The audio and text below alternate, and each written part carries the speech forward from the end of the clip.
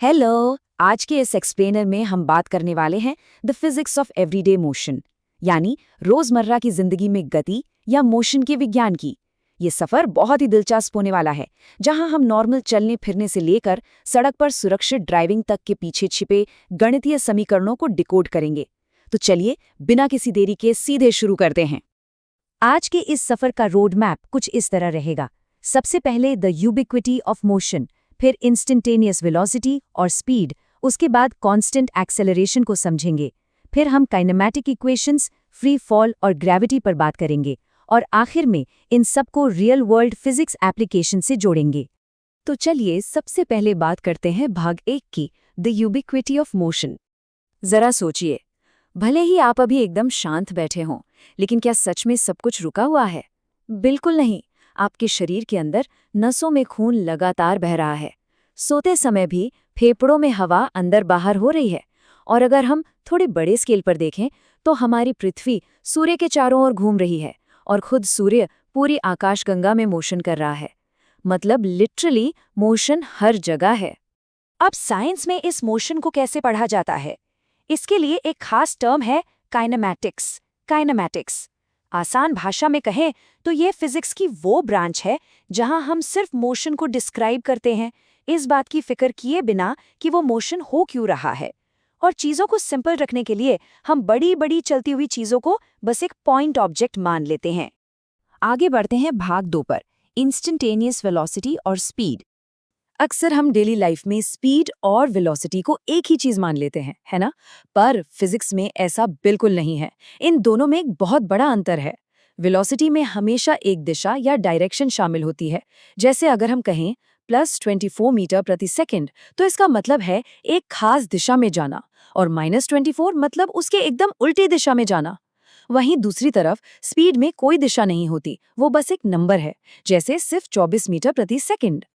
अब आते हैं भाग 3 पर, कांस्टेंट एक्सेलरेशन को समझना। आपको पता है, महान वैज्ञानिक गैलीलियो भी शुरुआत में मोशन को समझने में काफी अटके थे। उन्हें पहले लगा कि शायद वेलोसिटी में जो बदलाव होता है वो दूरी के हिसाब से होता होगा, लेकिन कई एक्सपेरिमेंट्स के बाद उन्हें समझ आया कि वेलोसिटी दूरी के साथ नहीं बल्कि समय के साथ बदलती है। और यहीं से एक्सेलरेशन का कॉन्सेप्ट आया, यानी एक्सेलरेशन असल में समय के साथ वेलोसिटी के बदलने की दर है। अब इस कॉन्सेप्ट को भारी भरकम मैथ से समझने के बजाय एक बड़ा ही कमाल का विजुअल शॉर्टकट देखते हैं। अगर आप एक वेलोसिटी टाइम ग्राफ देखें तो उस कर्व के नीचे का जो पूरा एरिया होता है ना, वो सीधा सीधा कुल विस्थापन यानी टोटल डिस्प्लेसमेंट के बराबर होता है। मतलब सिर्फ ग्राफ का एरिया देखकर आप तुरंत बता सकते हैं कि ऑब्जेक्ट असल में कितनी दूर गया है। चलिए बढ़ते हैं भाग 4 पर, द काइनेमैटिक इक्वेशंस। ये रहे मोशन के 3 सबसे पावरफुल इक्वेशंस। ये तीनों फॉर्मूले displacement, time, initial velocity, final velocity और एक्सेलरेशन को आपस में बहुत ही खूबसूरती से जोड़ते हैं। अगर आपको इनमें से कुछ वैल्यूज पता है तो आप बाकी की एकदम सटीक कैलकुलेशन कर सकते हैं। ये किसी टाइम मशीन की तरह है, जिससे आप पहले ही बता सकते हैं कि कोई चलती हुई चीज एक पर्टिकुलर टाइम के बाद आखिर कहाँ होगी। अब आते हैं भाग 5 पर, फ्री फॉल और ग्रेविटी। अब इन इक्वेशंस को एक रियल लाइफ सिचुएशन में लगाकर देखते हैं, जैसे कोई चीज आसमान से नीचे गिर रही हो। जब कोई ऑब्जेक्ट पृथ्वी की सतह के पास फ्री फॉल में गिरता है और हम हवा की रुकावट को इग्नोर कर दें, तो वो लगातार 9.8 मीटर प्रति सेकंड स्क्वायर के कांस्टेंट एक्सेलरेशन से नीचे आता है। और यही वजह है कि गिरती हुई चीज की स्पीड लगातार तेज और तेज होती जाती है। इसी फ्री फॉल के अंदर गैलीलियो का एक और जीनियस ऑब्जर्वेशन काम करता है, जिसे लॉ ऑफ ऑड नंबर्स कहते हैं।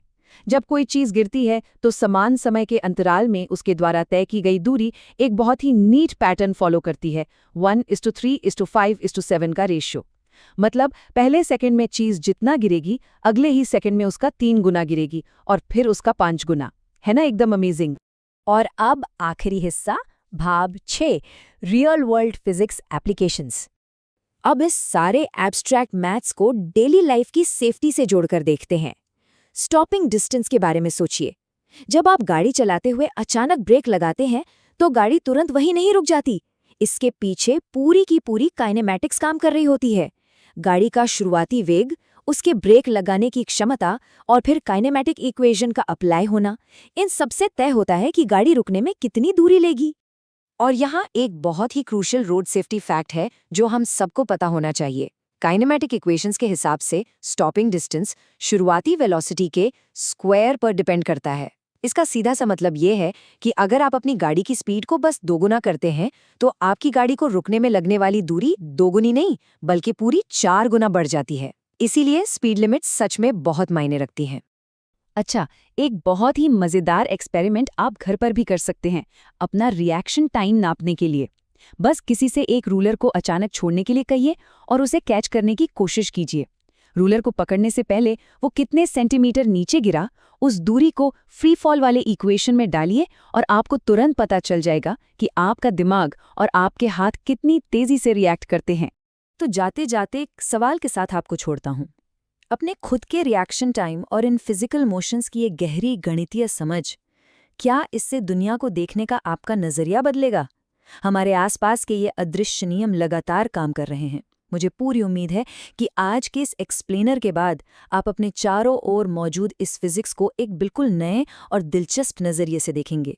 हमारे साथ जुड़ने के लिए बहुत बहुत शुक्रिया।